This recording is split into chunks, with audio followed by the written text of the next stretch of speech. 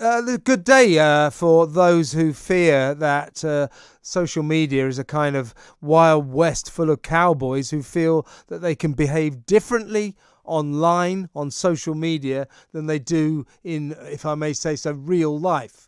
A good day for that. But do we police social media enough?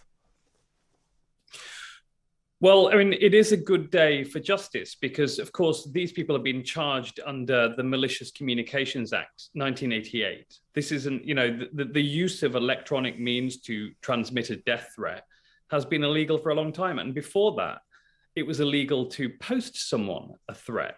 And that goes back decades to the Post Office Amendment Act, which first introduced the crime itself. So these are old problems that we've had people who send green ink letters, threaten people, and they're being brought to justice. The question that I think is really interesting is, why is it that people feel that perhaps there aren't consequences online? And I think that's because, more broadly speaking, online environments feel incredibly toxic. They feel like the kind of environment where death threats might flow unfettered. And that's because people have felt for a long time now that somehow the social mores, the attitudes and norms of behavior that we can expect online are worse, that it's a coarser, more brittle, more febrile environment than the real world. And we felt like we want to push back against that. And I think that Piers Morgan is making a really strong case for why we should treat those online environments with the same values and the same norms of behavior that we do the offline world. I mean, I know Piers very well. I've known him for a long, long time. He's an old friend of mine, and he's no shrinking violet, and he has got the hide of a rhinoceros. He would personally not have been that bothered about this, but I think the stance he's taken is, you're threatening me, and probably more importantly to Piers, you're threatening my family. And I think he's taken a point of principle here to say this has got to stop. But how many people do what Piers has done? Is the problem, Imran, that a lot of people, I mean, I've had them myself, if you've got semi-public figures, you get these idiots come on and say they're going to kill you. And to be honest with you, I've always shrugged my shoulders and gone, it's just Twitter. But should we all be a bit more vigilant as Piers was this time? Look, I don't think it's a mark of courage to ignore someone saying they're going to kill you. I mean, your life is a precious thing. Everyone's life is a precious thing. And we should have the right to say that no one should be able to threaten us without the state intervening, without the justice system intervening, the police and the courts. And I think the right thing has happened here. And we should be much more assertive about our rights. I mean, we have fundamental human rights. The right to life, the right to enjoy a life free of threats and of violence is one of them.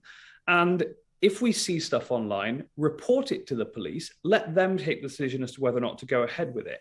Because the truth is that online environments could be much, much less toxic if people understood that there are consequences, both in this instance, judicial, the law enforcement and the judicial process, but also there are social consequences for what we say online.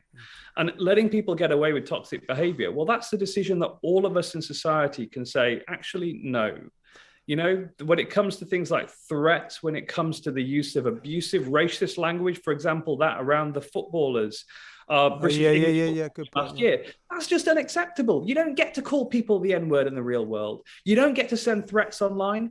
Let's be more assertive about saying, sorry, that's out of order. Are the police vigilant enough? I mean, they've come rallying to Piers's cause because Piers, if they didn't, the world would find out about it.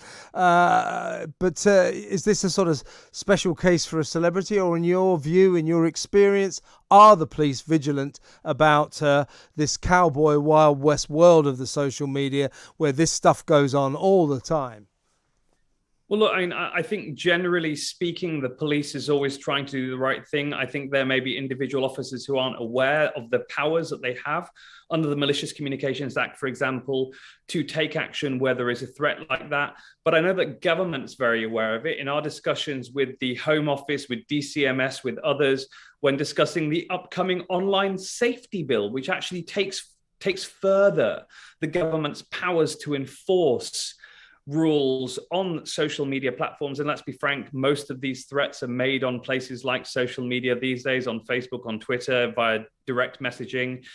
That there's a lever the government can pull to say, "Oi, you, Facebook, Instagram, Twitter, you need to sort this out because this is becoming a real problem. You need to provide us with the data that we need to be able to take judicial action where necessary." Don't have much time left, Imran, so I'm going to break the golden rule of radio and ask you two questions at once. Do we have a legal system, our ancient legal system? Is it up to policing the very modern social media online world? Do we have adequate laws? And secondly, do people get away with this because it's hard to trace them? So, I mean, anonymity is a separate issue, and there are instances where people are hiding behind anonymity. But I mean, my warning to them is your anonymity is limited because someone's always tracking something. You know, every time you ask for a data packet from a provider, you are leaving a massive trace behind you, and you will be hunted down if you commit a criminal act. But, you know, are our laws enough? Clearly not at the moment. And that's why the government's seeking to legislate through the online safety bill. There is a real problem as well that, you know, when you've got communications where anyone can communicate to as many people as they want, as many messages as they want for free, that you get the drip, for example, of misinformation, which seeks to overwhelm our ability to have an open and honest debate based on the facts, on reality, to express our opinions based on fact. And I mean, that sort of thing where it affects, you know, on January the 7th, yesterday was the anniversary, and I live in Washington, D.C., just down the road from me, of the insurrection in the Capitol. And of course, there, you know, we need to have more powers to be able to deal with the kind of misinformation and lies and hatred that flows, that causes something like that. So yes, we do need to bring in some more laws to adapt to our brave new world of high tech and social media. Imran, great to talk to you. Thank you so much for your time. Imran Ahmed there.